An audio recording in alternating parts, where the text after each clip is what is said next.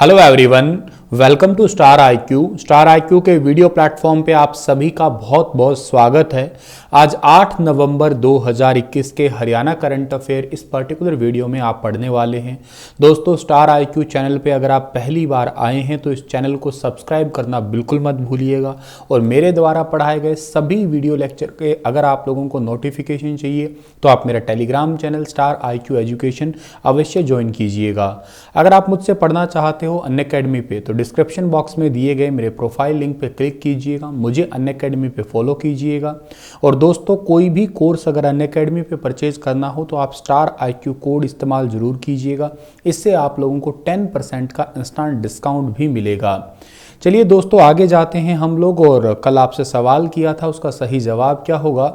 अभी हाल ही में FSSAI द्वारा जारी फूड इंडेक्स में हरियाणा को कौन सा स्थान मिला है, तो इसका सही आंसर था 12वां स्थान मिला है हरियाणा को, यानी कि सी वाला ऑप्शन इसका बिल्कुल ठीक था।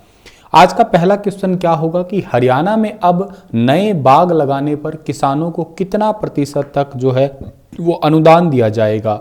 तो हरियाणा के अंदर बागवानी को आगे बढ़ाने के लिए किसानों को नए बाग लगाने पर 50% तक जो है ना ये अनुदान दिया जाएगा। प्रति हेक्टेयर 50% तक का अनुदान होगा।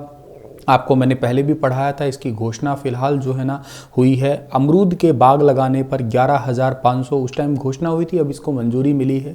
नींबू के बाग लगाने पर 12,000 रुपये और आंवला के बाग लगाने पर 15,000 रुपये की राशि जो है ना सरकार के द्वारा अनुदान के रूप में दी जाएगी। एक किसान को अधिकतम 10 एकड़ तक ही बाग लगा सकते हैं, ठीक है ना।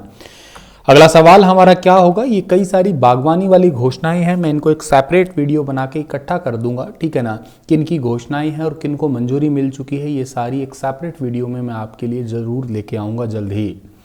हाल ही में किसने Shastrang Indian modern martial art के साथ हाथ मिलाया है, यानी कि अभी recently who has joined hands with Shastrang Indian modern material art. तो इस सवाल का जो सही आंसर होगा वो होगा क्या, हरियाणा स्कूल शिक्षा परियोजना परिषद, यानी कि Haryana school education project council. D वाला ऑप्शन जो है इस सवाल का हमारा वो बिल्कुल ठीक रहेगा। हरियाणा सरकार ने 6वीं से लेकर 12वीं तक की छात्राओं को आत्मरक्षा के गुर सिखाने के लिए और तनाव मुक्ति देने के लिए हरियाणा स्कूल शिक्षा परियोजना परिषद ने इसके लिए शास्त्रांग इंडियन मॉडर्न मार्शल आर्ट के साथ में MOU पे साइन किया, यानी कि मेमोरेंडम ऑफ अंडरस्टैंडिंग जो है ना वो किया है रिसेंटली। इसके तहत 1084 मौलिक 2063 वरिष्ठ माध्यमिक स्कूलों में इसका जो है ना प्रशिक्षण शुरू होगा अभी, ठीक है। और कोरोना महामारी के चलती है बच्चियों को मानसिक तनाव जो है वो था, बच्ची हो चाहे कोई भी हो, खैर उन सभी को जो है ना एक मेंटली आप समझ ही सकते हैं कि कहीं ना कहीं रिटार्डेशन फील हो ही रही थी। तो गर्ल्स को मेंटल रिटार्डेशन से निकालने के लिए या यूँ कहिएगा उनको आत्मरक्षा का गुर सिखाने के लिए अभी रिसेंटली जो है ना गवर्नमेंट ने ये टाई अप किया है। और ये टाई अप जो है ना वो किसके साथ में किया है, अभी रिसेंटली किया है शास्त्रांग इंडियन मॉडल मार्शल आर्ट के साथ में। हरियाणा के किस जिले के आकाश ने विश्व मुक्केबाजी चैंपियनशिप में कांस्य पदक जीता है। तो विश्व मुक्केबाजी चैंपियनशिप में कांस्य पदक जीता है आकाश ने, और आकाश रहने वाले हैं हरियाणा के भिवानी डिस्ट्रिक्ट के, यानी कि ए वाला ऑप्शन इस सवाल का बिल्कुल ठीक रहेगा। हालांकि इन खिलाड़ियों ने विश्व मुक्केबाजी में चैंपियनशिप जीते हैं, जैसे 2009 में भिवानी के ही विजेंद्र सिंह ने कांस्य जीता था, 2011 में भिवानी के ही विकास कृष्ण ने कांस्य जीता था, 15 में शिव थापा है उन्होंने कांस्य जीता था, 17 में गौरव जो है उन्होंने कांस्य जीता था, 19 में भिवानी के मनीष कौशिक ने कांस्य, 19 में अमित पंघाल ने भी कांस्य जीता था, ठीक है ना। और 2021 में भिवानी के आकाश ने जो है कांस्य जीता था। अमित पंघाल जो है ना ये रोहतक के मयाना के रहने वाले हैं। तो इस चैंपियनशिप में, विश्व मुक्केबाजी चैंपियनशिप में किन किन लोगों ने कौन कौन से पदक जीते हैं वो आपको मैंने यहाँ पे बताया, ठीक है। और सर्बिया के अंदर ये विश्व मुक्केबाजी चैंपियनशिप चल रही है। 54 किलोग्राम भार वर्ग में विश्व मुक्केबाजी चैंपियनशिप में आकाश ने कांस्य पदक जीता। ये बात आपको ज़रूर यहाँ से याद रख लेनी है डियर, ठीक है। चलिए थोड़ा आगे जाते हैं। अगला क्वेश्चन हमारा होगा कि नवंबर के तीसरे सप्ताह में HAU में कौन सा दीक्षांत समारोह आयोजित किया जाएगा। तो नवंबर के तीसरे सप्ताह में HAU यानी कि हरियाणा एग्रीकल्चर यूनिवर्सिटी में एक दीक्षांत समारोह होने वाला है और ये दीक्षांत समारोह होगा 25वां, यानी कि बी वाला ऑप्शन इस सवाल का बिल्कुल ठीक रहेगा। ये 14 से 21 नवंबर के बीच में होगा। 25वां दीक्षांत समारोह होगा और इसके जो मुख्य अतिथि होने वाले हैं वो हमारे भारत के माननीय राष्ट्रपति रामनाथ कोविंद होंगे, ठीक है ना। हो सकते हैं क्योंकि अभी आपको मैंने कल ही के दिन में क्वेश्चन पढ़ाया था कि वो 17 नवंबर को हरियाणा के गांव, जिसका गांव का नाम है सुई गांव, जो कि आदर्श गांव है, भिवानी डिस्ट्रिक्ट का सुई गांव है, यहाँ आने वाले हैं, ठीक है। तो इसके मुख्य अतिथि अभी तक की जो है ना घोषणाओं के अनुसार ये हो सकते हैं भारत के राष्ट्रपति जी। पिछला दीक्षांत समारोह 2015 में हुआ था जिसमें योग गुरु बाबा रामदेव जी मुख्य अतिथि के रूप में थे और अमूमन यूनिवर्सिटी 2 से 3 सालों के अंदर ये दीक्षांत समारोह जो है ना वो आयोजित किया करती है। इस बार होने वाला है 14 से 21 नवंबर के बीच में। तो ये काफ़ी चर्चा में होगा, होता भी है चर्चा में, तो करके आपको पढ़ाया जा रहा है।